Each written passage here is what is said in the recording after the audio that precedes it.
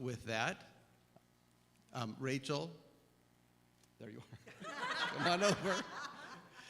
Just real quickly, Rachel is here with her partner, Jason Garcia, who's back here. After service, we'll have some time to meet. For now, Rachel is going to introduce herself and answer a few questions we thought would help you all get to know her.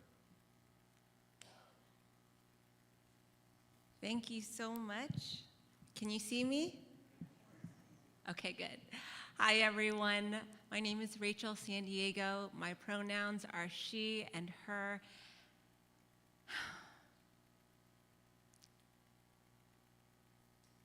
And I just want to thank you all for welcoming me here and welcoming me to meet you all and to just be present in this worship service. One of the questions that was asked of me is what motivates me to be a pastor. Wow.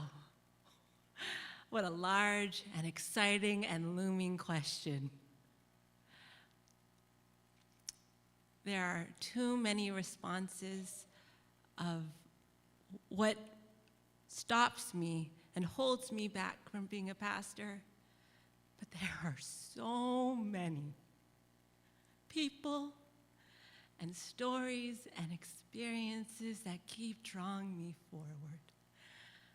I had the red book on my lap as we were singing, and it felt similar to the weight of the Bible.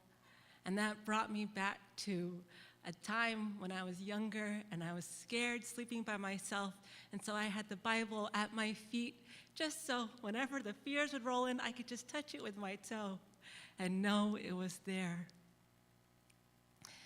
When I think of the weight of the Bible, I think of the stories and of the people and the ways the people intersect with one another, the stories of hardship and challenge and violence and volatility and weeping and grief and excitement and joy and connectivities and death and birth and rebirth and angels and mysterious things happening.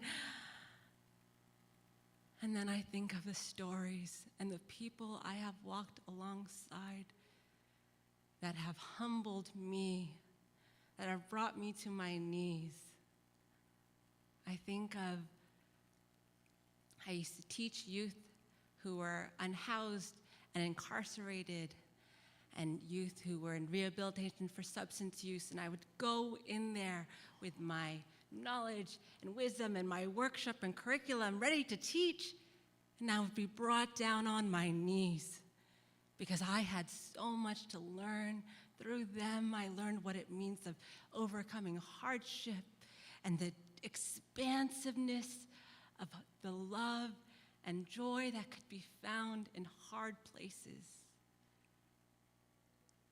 I worked with leaders in community in working to solve and prevent social issues like going back to detrimental substance use and homelessness, self-harm, early teen pregnancy, suicide, and preventing power and control-based violence at home, in the workplace, and in public.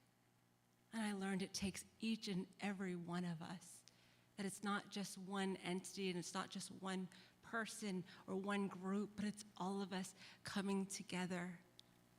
And always it brought me back to the stories of Jesus and forgiveness and love and reaching out to the stranger and learning who our neighbors were and finding that which is sacred in the most unexpected places, like in Times Square, at the bus stop,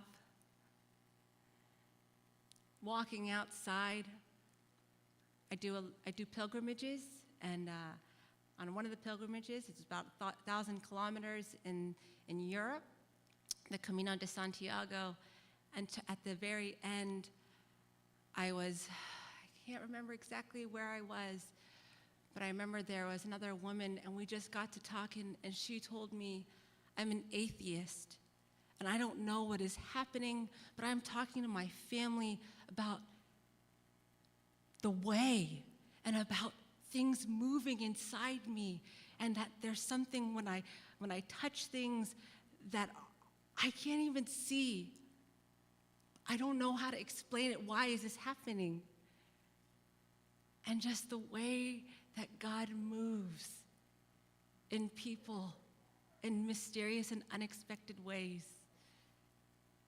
Those things motivate me to be a pastor.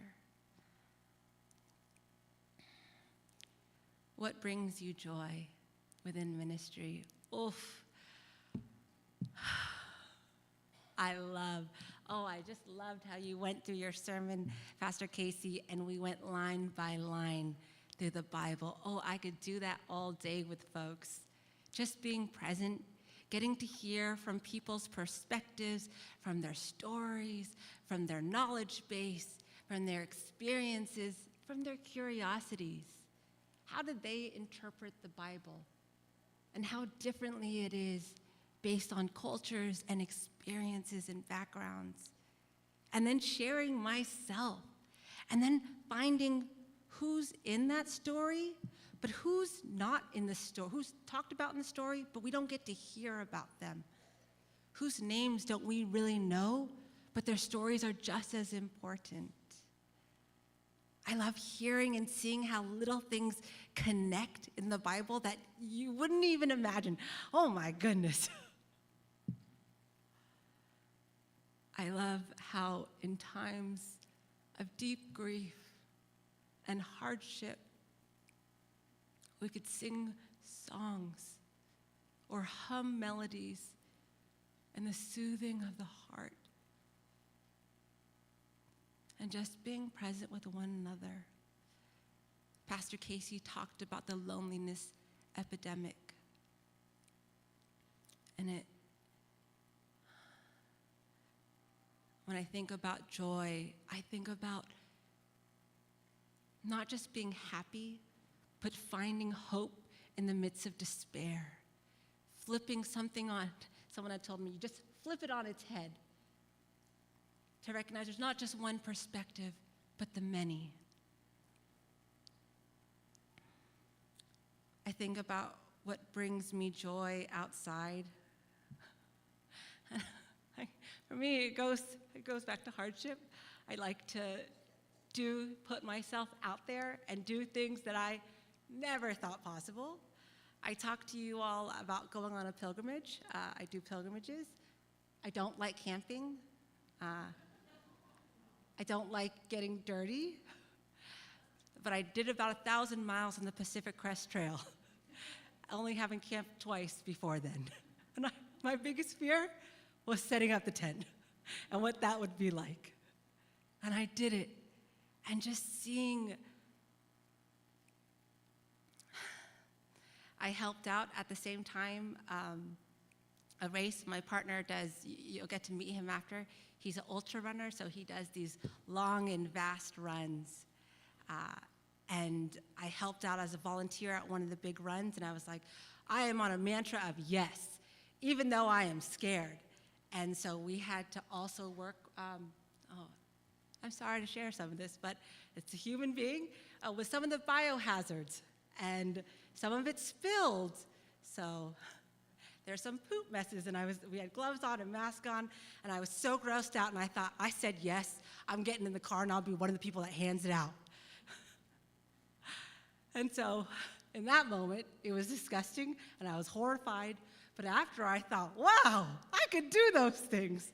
I could be a part of things that gross me out. What is a rewarding experience? I looked back because the call committee had been, or not, the council had been up here. And at one of our interviews, someone had asked, through your ministry or the work before, what has been a rewarding experience? And we had just a couple minutes left, and I thought, wow, this question is so large to ask with just a couple minutes. And there were two stories I was holding, and I shared the one, but when I went home, the other just kept tossing in my heart, and I just kept holding it. I had spent a month up in Holden Village, and I had helped at one of the services and shared with folks that I was preparing for ministry and to be a pastor. And that week they are in Holden Village, they'll invite facilitators to come and teach. And one of the facilitators was a non-binary Asian person, of Asian descent, and they taught somatic therapy and somatic teaching and moving and through movement and the body, and I was just in awe of them and all that I can learn from them. And after, towards the end of the week, the facilitators get to host our last worship service with them, and they took us through. They facilitated a somatic movement throughout with the whole church, and they asked us to go back into our childhood and to remember and hold what was a longing and desire that they had. And so we all sat with that as a congregation. And then afterwards, they spoke about their own longing and desire as a young queer child. And their longing and desire had been to see someone like them up at the pulpit teaching and preaching, and the joy it had brought them to see me up there teaching and preaching. Oh, my heart. And so that, just to hear this person speak and to hear that, that has been a rewarding experience for me. I also didn't get to see women, first off, even just the acceptance of queer people in the church, and even just the multiplicity of acceptance and invitation of who gets to come up here and receive communion. And so getting to be brought back into that space when I was a child and then here today. Even me just being up here for myself is a rewarding experience. Thank you.